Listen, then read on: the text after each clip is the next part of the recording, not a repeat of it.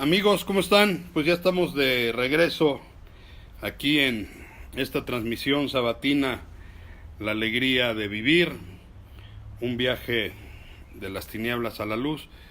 Y hoy tenemos un tema muy interesante que es cómo se diagnostica una adicción. Así que vamos a esperar a que estemos reunidos algunos más, algunos cibernautas más que nos han manifestado mucho interés en este tema para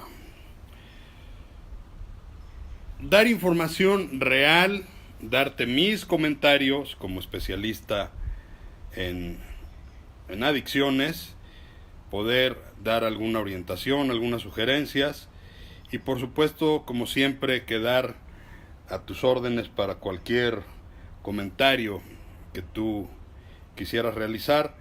Este espacio que, por cierto, estamos renovando, estamos tratando de hacer algunas mejoras en nuestras redes sociales que pronto las vas a ver reflejadas, porque pretendemos hacer una plataforma de información, de educación, de prevención de adicciones, de alcoholismo, de codependencia, de relaciones tóxicas, de temas que tienen que ver con tu bienestar personal, con tu camino de vida, que son muy importantes en la actualidad y que pues deseamos aprovechar el potencial de las redes sociales. Tenemos ya un equipo integrado para tener mayor proyección, mayores alcances, así que pues vamos a tratar de tener una plataforma más potente que incluya un sitio, un dominio en la web, nuestras redes sociales en Facebook, en Instagram, en Twitter, nuestro canal de YouTube y tratar de ir sumando profesionales en este gran esfuerzo para pues dar orientación como una manera de poder contribuir a este asunto tan relevante en nuestra sociedad. Y bueno, el día de hoy, entrando de lleno en el tema, vamos a hablar de cómo se diagnostica una adicción.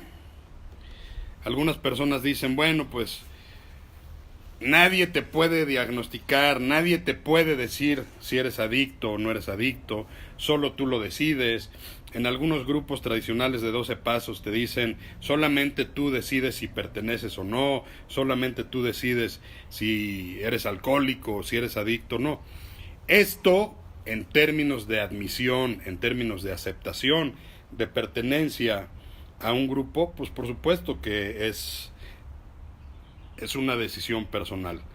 Pero lo que queremos decir es que, por supuesto, que la adicción, al ser una enfermedad, tiene criterios diagnósticos y como tales, por supuesto, que los profesionales de la salud mental podemos hacer un diagnóstico de lo que es la enfermedad.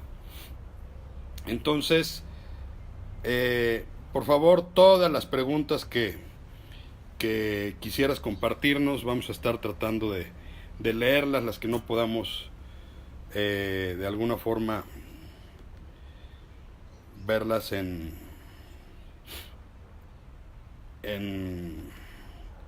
este momento, pues vamos a tratar de contestarlas sobre el tiempo. Y bueno, tenemos que partir por recordar que la adicción es una enfermedad. Para ser considerada una enfermedad, tiene que tener criterios diagnósticos. Y estos criterios diagnósticos son a propósito de los que vamos a hablar el día de hoy, porque suceden, yo quisiera decir, dos fenómenos muy normales en términos de lo que es estar en contacto con la posibilidad de tener un familiar, un conocido o un amigo adicto. La primera, que es muy común y que es un inconveniente, es un factor de riesgo en contra de la enfermedad, es la negación, es la minimización, es el decir, eso no me va a pasar a mí, eso no pasa en mi familia, eso no pasa en mi barrio, eso no pasa en mi colonia.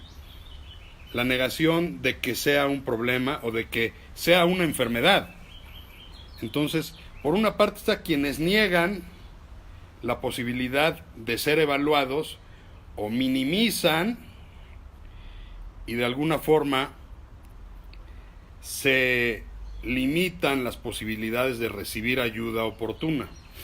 Pero por otro extremo, hay también, digamos, el otro radical, quienes posiblemente por sus historias de vida, por sus vivencias personales, por la información que tienen a su alcance, de repente tienen algún hijo adolescente, algún hijo en edad de empezar a salir, el hijo algún día tiene una mala borrachera, permítame el término, alguna intoxicación, como se llamaría clínicamente, y de alguna forma esto prende los focos de alerta e inmediatamente nos lo llevan al consultorio y nos dicen, es que creo que mi hijo tiene un problema de alcoholismo y quiero internarlo o quiero ver, porque entonces, a ver, también en estos casos, así como la negación de la enfermedad es algo que no nos permite trabajar de manera eficiente con el posible paciente, estigmatizar a alguien de que tiene una adicción, posiblemente por una mala racha, posiblemente por alguna mala borrachera, también requiere de un tiempo para ser diagnosticado. De eso vamos a hablar el día de hoy. Por supuesto, estaremos contestando tus preguntas en nuestra capacidad y vamos a iniciar, como cada semana, con el artículo, ahora sí el de esta semana, de Milenio Puebla, que fue el jueves 11 y que se titula ¿Vale la pena hacer la prueba? Y dice, aunque cada vez hay más información acerca de las adicciones, incluyendo el alcoholismo y la ludopatía, aún existen muchas dudas sobre las características, síntomas o la forma de diagnosticar esta enfermedad mental.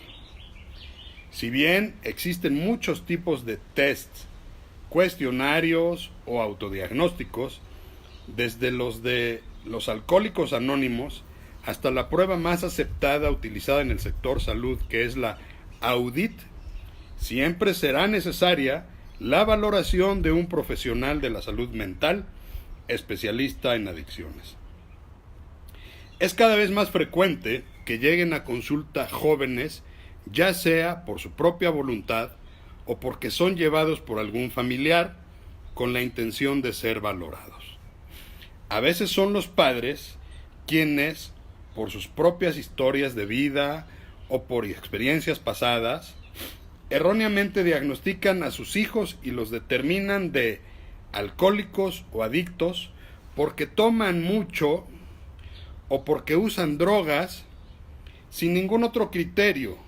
Y lo más grave, llegan a consulta preguntando cómo pueden hacerle para anexarlos, concepto discriminatorio con el que no estoy de acuerdo y procedo a explicarles el porqué.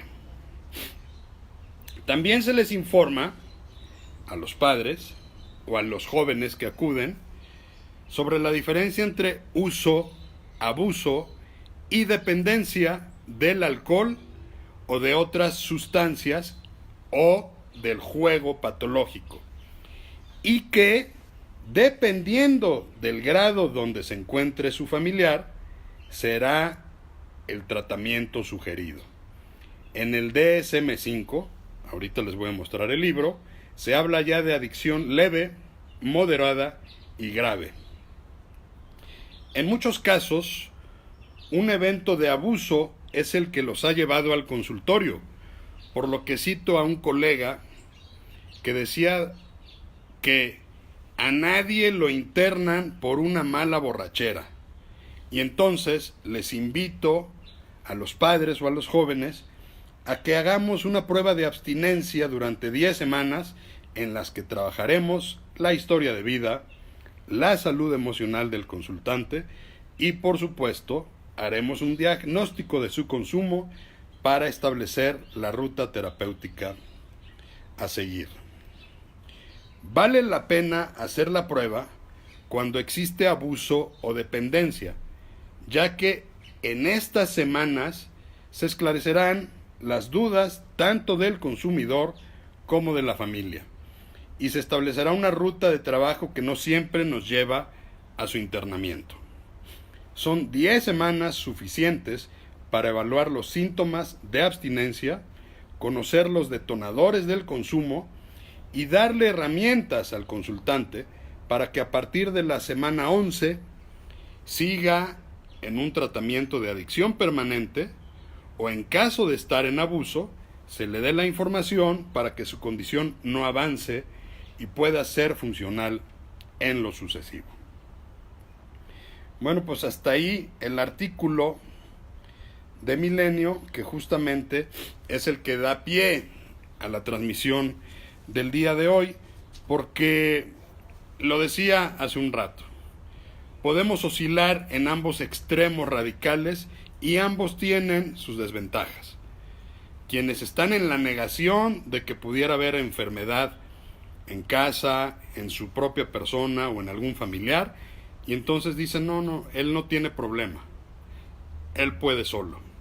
O por otra parte, quienes se precipitan y en un consumo o en una época descontrolada quieren prácticamente internar a su familiar.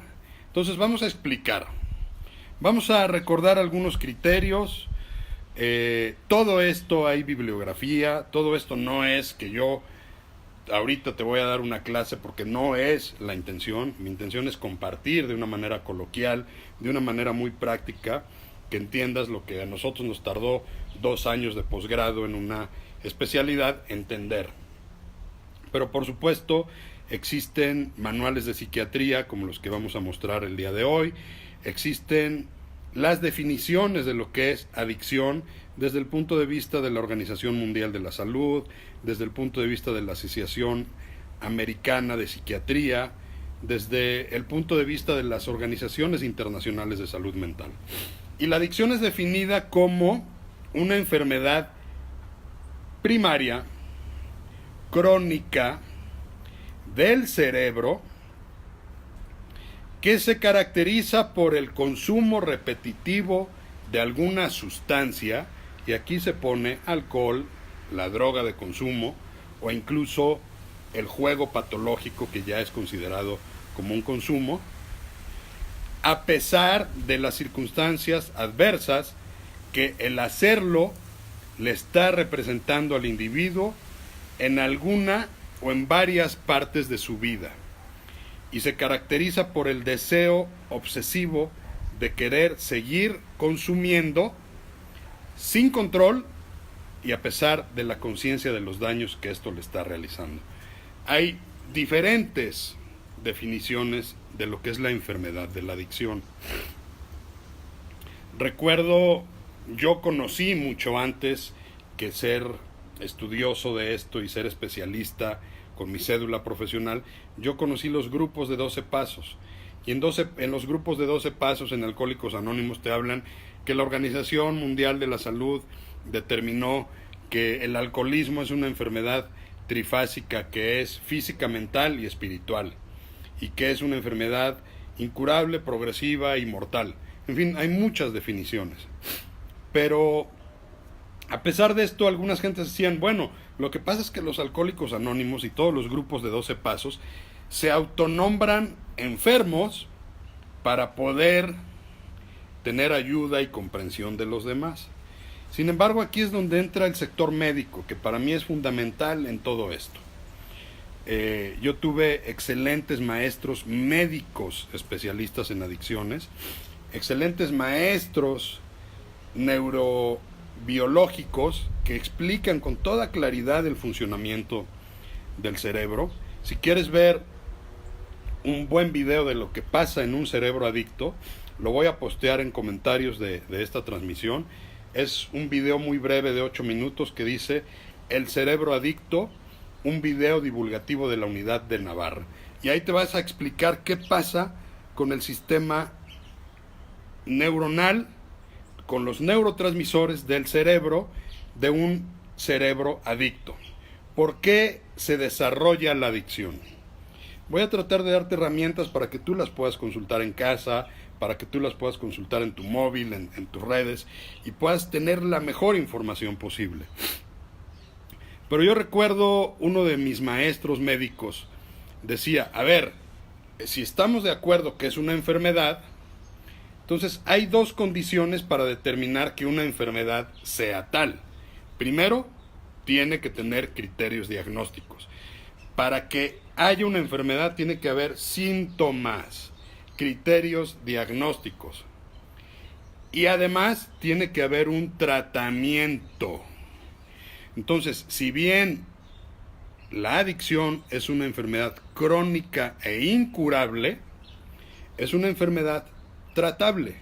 Es decir, hay tratamiento. Y hay diferentes tipos de tratamiento, que eso lo vamos a dejar para una siguiente emisión. Hoy vamos a hablar más de lo que es la enfermedad. Pero entonces, para todas estas gentes que suelen preguntar, bueno, es que mi hijo está empezando a salir y toma y se lleva con amigos que toman mucho, que están fumando marihuana, que están fumando crack, que usan drogas. Entonces, pues yo quiero alejarlo de ese mundo o quiero internarlo para que se aleje de ese mundo. O por otro lado, quienes ya presumiblemente tienen un problema y se niegan a ser evaluados. Lo primero que tenemos que decir es que no todos los consumidores desarrollan la enfermedad de la adicción. Pero sí, por supuesto, es mucho más riesgoso desarrollar la adicción cuando hay consumo. Tenía un gran maestro de neurociencias que decía, para desarrollar la adicción solo se necesitan ganitas y tiempo. Tiempo y consumo. El consumo y el tiempo te van a llevar a la adicción. Independientemente de que es una enfermedad multicausal. Pero entonces quiero enseñarles, los traje del consultorio, la versión 4 del DSM-4, que es el Manual Diagnóstico y Estadístico de los Trastornos Mentales. Con este se trabaja en el mundo de la psiquiatría. Aquí está el ABC de los trastornos mentales. ¿Y qué creen? Las adicciones están incluidas en los trastornos mentales. En lo particular, a mí me gusta mucho trabajar la edición 4. Ahorita la vamos a comentar por qué. Porque es mucho más fácil de comprender en estas personas que de alguna manera tienen estas dudas que estábamos refiriendo. Aunque la APA, American Psychiatric Association, ya existe la versión quinta en español, que es el DSM-5, Manual Diagnóstico y Estadístico de los Trastornos Mentales. Esta es la edición más reciente. Hay algunas diferencias sustantivas entre la edición 4 y la edición 5. Insisto, por cuestiones clínicas yo prefiero trabajar todavía con algunos criterios de la edición 4. Al final esto no va a variar el tratamiento.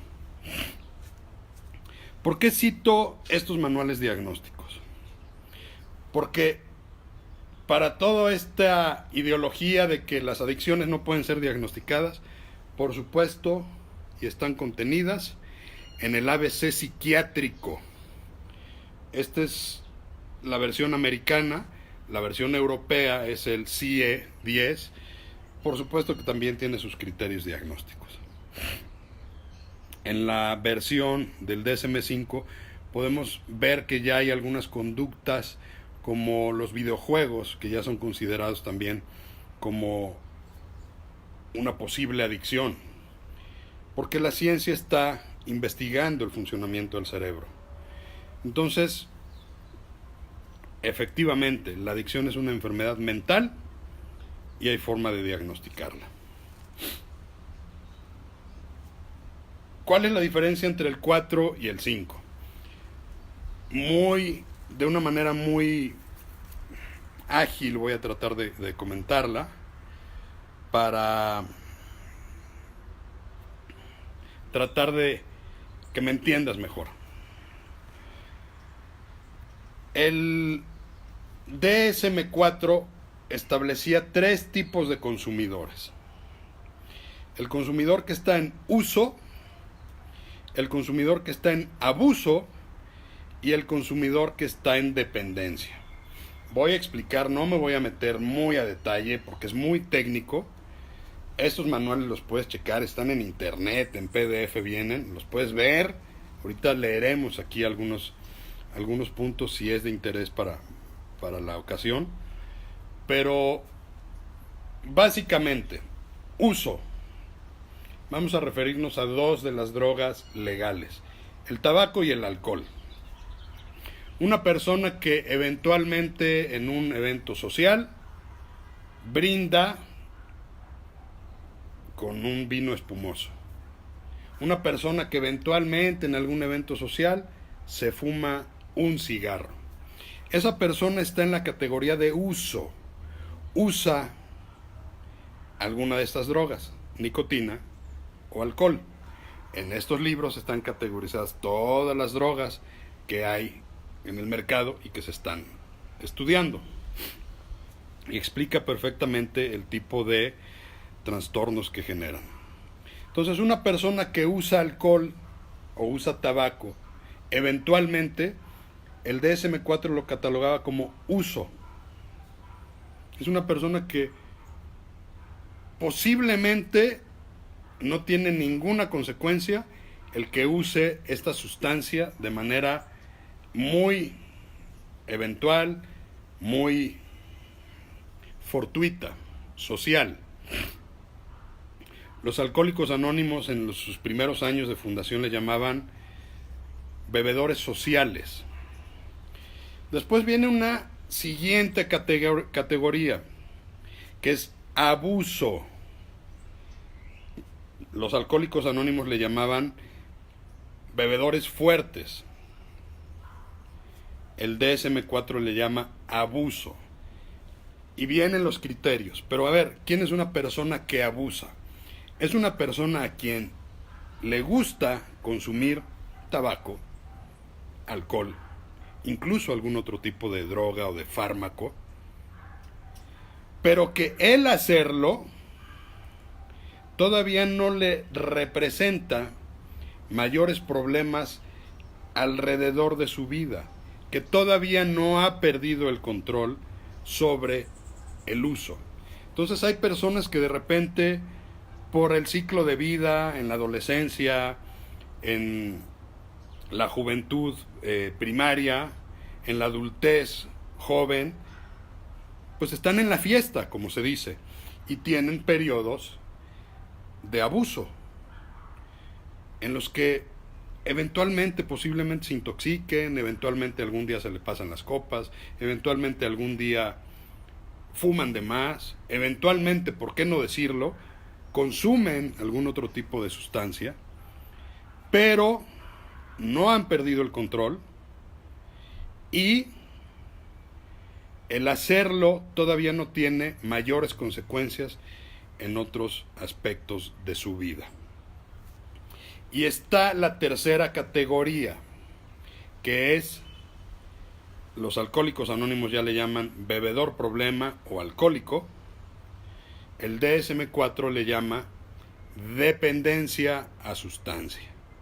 Una persona que ya brincó de abuso a dependencia, que ya perdió el control, que ya perdió la fuerza de voluntad, que su sistema neuronal funciona ya de una manera diferente al resto de los seres humanos y que ya desarrolló esta dependencia a esta sustancia y que entonces, en base a la definición que dábamos al principio, está ya en la enfermedad crónica primaria del cerebro, en la que tiene deseos imperiosos de seguir consumiendo, a pesar de las consecuencias negativas que hacerlo le está trayendo en diferentes aspectos de su vida.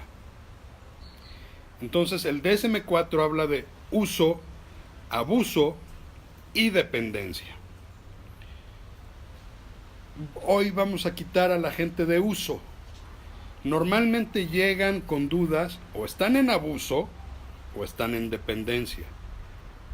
El abuso es un muy buen momento para llegar a prevenir que el paso del tiempo haga que se brinque de categoría y se complique un tratamiento. En el abuso todavía podemos usar medidas cognitivo-conductuales, usar medidas de prevención, de psicoeducación, de tratamiento emocional, del momento de vida, para tener esta parte del abuso de una manera controlada. En la dependencia ya no se puede, y el único tratamiento que hasta hoy existe, que es un tratamiento que combina la parte médica, cuando se requiere farmacología, la parte terapéutica, la parte de asistencia a grupos de 12 pasos oficiales de la Central Mexicana de Alcohólicos Anónimos o de Narcóticos Anónimos, camino espiritual y todas las herramientas, pero necesariamente abstinencia. La única forma de sacar a alguien que ya está en dependencia adelante es abstinencia absoluta. El que está en abuso, como yo lo explicaba en el documento de Milenio, yo les pido normalmente cuando están en esta circunstancia, a ver, vamos a tener una intervención breve, 10 semanas, 10 consultas. En estas 10 semanas no va a haber consumo de la sustancia que te trajo al consultorio, y vamos a evaluar si tienes síntomas de abstinencia, cómo están tus emociones, cómo está tu deseo de consumo, y en general vamos a hacer una evaluación. Si al terminar esas 10 semanas hay abuso, lo más probable es que ya esté controlado, y entonces se dan algunas herramientas para que el abuso posteriormente no se complique y pueda pasar a dependencia. Pero si en esas 10 semanas nos damos cuenta que ya existe dependencia, es imprescindible prescribir abstinencia total, prevención de recaídas y un tratamiento integral dependiendo de la gravedad, en ambulatorio, en terapia, en consulta individual, en grupo de 12 pasos o incluso en el modelo residencial. ¿Cuál es la diferencia con el DSM-5? El DSM-5 ya no habla de uso, abuso y dependencia. El DSM-5 habla de adicción leve. Saludos, mi querido Mario, un abrazo. El DSM-5 habla ya de adicción leve, moderada y grave. Los criterios diagnósticos son muy similares. Entonces, ¿cuál es el deseo de todo adicto? Lo tengo que decir, estar en fase de abuso. Decir, espero que todavía yo no haya brincado la barrera, es una época descontrolada de mi vida, pero calmándome, con terapia, haciendo modificaciones conductuales en mi vida, me voy a moderar y voy a poder seguir consumiendo. Quien está en abuso todavía puede hacerlo. Quien está ya en adicción o en dependencia a sustancia, es imposible. Como dicen los alcohólicos anónimos, una vez alcohólico, alcohólico para siempre. Una vez adicto, adicto para siempre. Entonces, el sueño de todo adicto es decir, voy a ir estas 10 semanas para que ojalá y el especialista me diga que yo todavía no soy alcohólico, y entonces poder decirle a mi papá que yo todavía puedo tomar y que yo todavía me puedo controlar. Ese es un sueño y es una realidad. Pero también dice el libro grande, el libro azul de Alcohólicos Anónimos, que algunos alcohólicos que ya sabían de su existencia, de su alcoholismo, abrazaron esta idea, la posibilidad de volver a beber de manera normal, hasta el grado de la locura y la muerte. es una parte donde se empieza a complicar la enfermedad. El adicto, el alcohólico que está en negación y que cree que todavía está en abuso y lo puede controlar, empieza a hacer intentos y normalmente siempre va cayendo y tocando fondo. Entonces, por eso yo decía, bien vale hacer la prueba 10 semanas. Si en esas 10 semanas te das cuenta que estás en abuso, bueno, puedes hacer pequeñas modificaciones en tu vida para que de esta manera no tengas mayores consecuencias. Pero si estas 10 semanas te sirven para determinar que ya estás en dependencia o en adicción, más vale que pongas cartas en el asunto y te pongas en un tratamiento de abstinencia. Entonces, normalmente me dicen, bueno, ¿y esto cómo se sabe? ¿Quién es el que determina si se está en abuso o si se está en abstinencia? Por supuesto, los manuales que acabo de mostrar ahorita, los manuales diagnósticos, el DSM-4 y el DSM-5, aquí vienen los criterios diagnósticos para cada sustancia. Viene tabaco, alcohol, marihuana, vienen sus nombres evidentemente químicos, cocaína, etcétera. Y en el DSM-5 pues viene ya también la ludopatía, viene también los videojuegos, vienen algunas otras conductas compulsivas. Por supuesto, esta es una guía. Existen, lo decía yo en mi artículo, algunos autodiagnósticos. Uno de los más conocidos pues es el que inventaron y que además es muy certero, los Alcohólicos Anónimos. Lo puedes checar. Si tienes como dudas, como yo les suelo decir cuando llegan con dudas, a ver, pues bienvenido, estás en un consultorio de adicciones donde se atiende alcoholismo, adicciones, codependencias, trastornos compulsivos. Si estás aquí, es por algo. Porque nadie va a hacer fila a la tortillería con ganas de comprar pan. Si te formas en la fila de las tortillas es porque vas a comprar tortillas. Entonces, cuando tengas estas dudas, métete a internet. En la página aamexico.org.mx/autodiagnóstico, ahí tú solito puedes hacer un test. Y si eres honesto, ahí te van a dar el mismo resultado. Vienen las indicaciones. Tienen 3 tipos de diagnósticos. Dice, ¿es Alcohólicos Anónimos para usted? AA para la mujer. Es AA para un joven como tú. Entonces, pues si eres joven, le pones en el joven. Si eres una mujer, te vas al de la mujer. A ver, vamos a abrir el de es AA para usted. Estos, por cierto, los entregan físicamente cuando vas por información a un grupo de Alcohólicos Anónimos. Y dice, ¿tiene problemas con su manera de beber? Estos diagnósticos de AA los han adaptado los narcóticos anónimos a otro tipo de sustancias, pero la metodología es muy similar. Finalmente, dice, la lista de preguntas que aparece a continuación puede ayudarle a descubrir si tiene problema con su manera de beber o de consumir.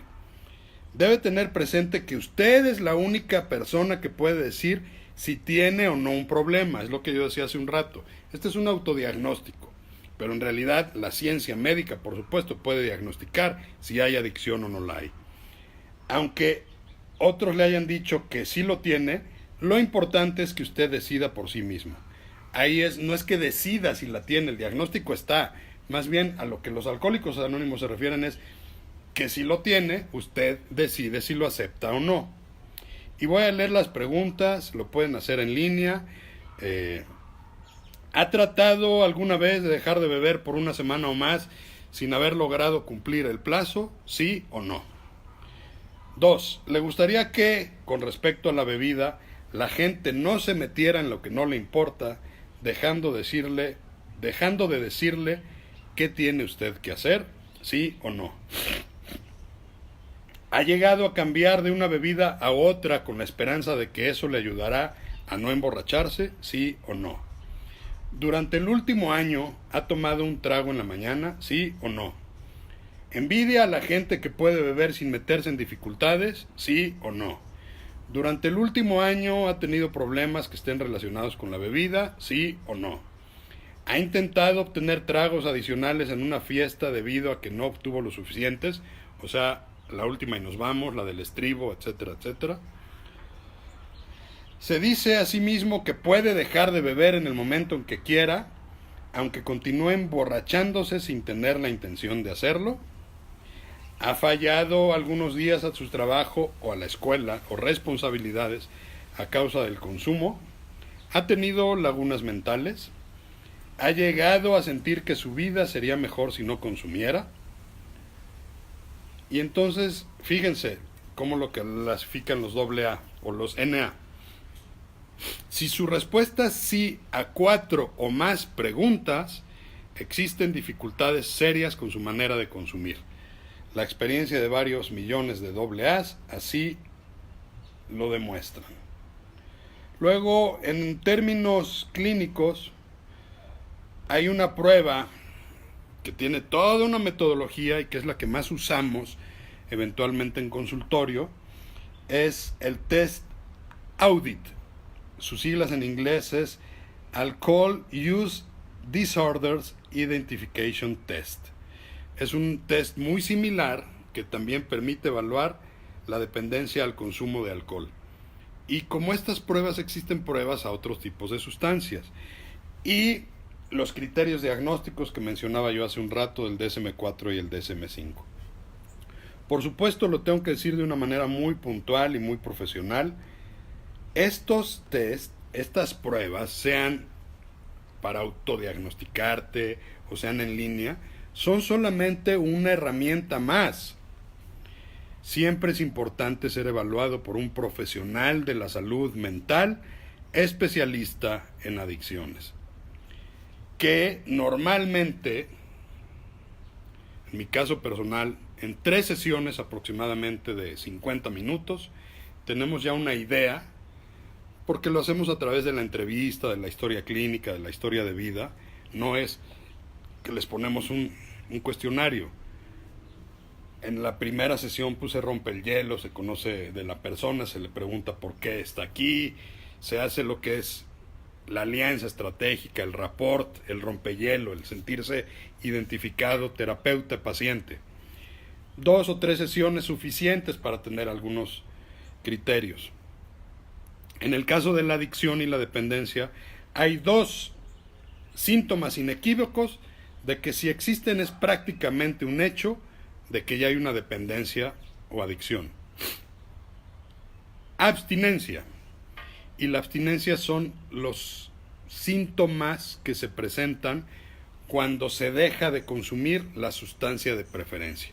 Y normalmente son aquellos síntomas antagónicos a lo que la droga o la sustancia les daba como servicio. Entonces, una persona que deja de beber y que ya tiene un alcoholismo crónico, pues efectivamente puede presentar insomnio, irritabilidad, ansiedad, procesos depresivos, temblorinas, su sistema nervioso puede estar alterado.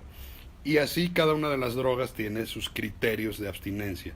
Si la abstinencia es fuerte y si hay una presencia de abstinencia, que a veces el síntoma de abstinencia es lo que hace que la persona vuelva a consumir, porque son tan fuertes estos síntomas de abstinencia que solamente a través de más consumo puede encontrar relajarse, aunque lo único que está haciendo es alimentar la enfermedad. Si hay presencia de abstinencia, es un foco rojo para pensar que puede haber dependencia o adicción. Y el segundo es tolerancia. Si hay tolerancia y abstinencia, lo más probable es que las otras características estén presentes o se estén haciendo ya presentes en la persona. ¿Qué es tolerancia?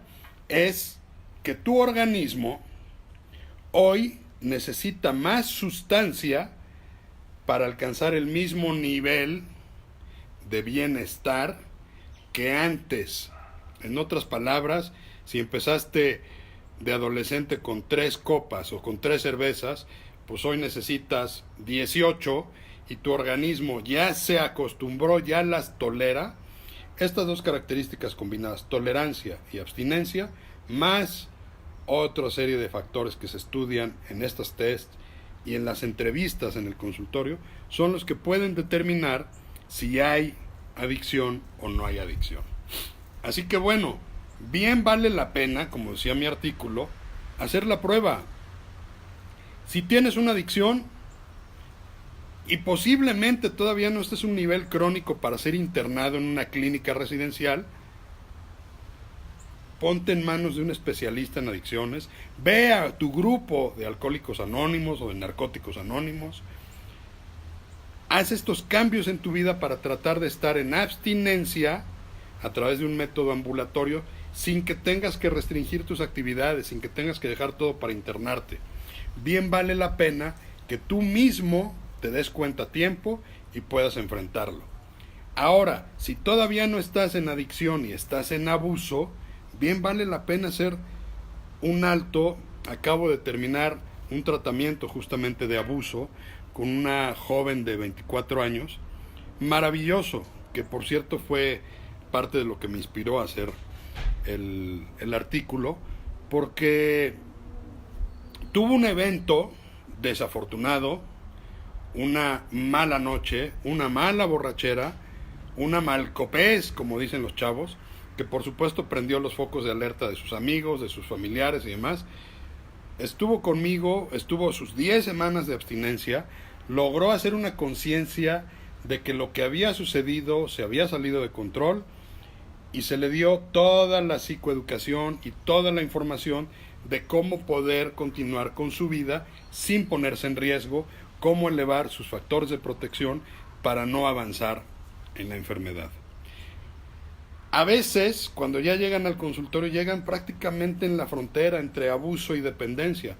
Entonces yo prefiero decirles, ¿sabes qué? Ya te pasó una vez, ya te pasó 2 veces, todavía no tienes que empezar con esta calvario de empezar en internamientos, clínicas, etcétera. Es preferible, no te arriesgues. Si ya aprendiste en 10 semanas a que no necesitas la sustancia, si ya aprendiste a vivir sin este placer ficticio que te dan las drogas, incluyendo el alcohol y el tabaco, toma la mejor decisión y opta por una vida saludable. Y entonces en esas 10 semanas, por supuesto, también se les dan hábitos de vida, en mi caso personal, alimentación, activación física, cómo estar en contacto con la creatividad, cómo establecer tu plan de vida, tu cruz de sobriedad, para que puedas tener una mejor forma de vida. Entonces, para finalizar, vale la pena hacer la prueba. Si estás en abuso, para que hagas un alto y te detengas y puedas hacer las modificaciones que impidan que tu enfermedad avance.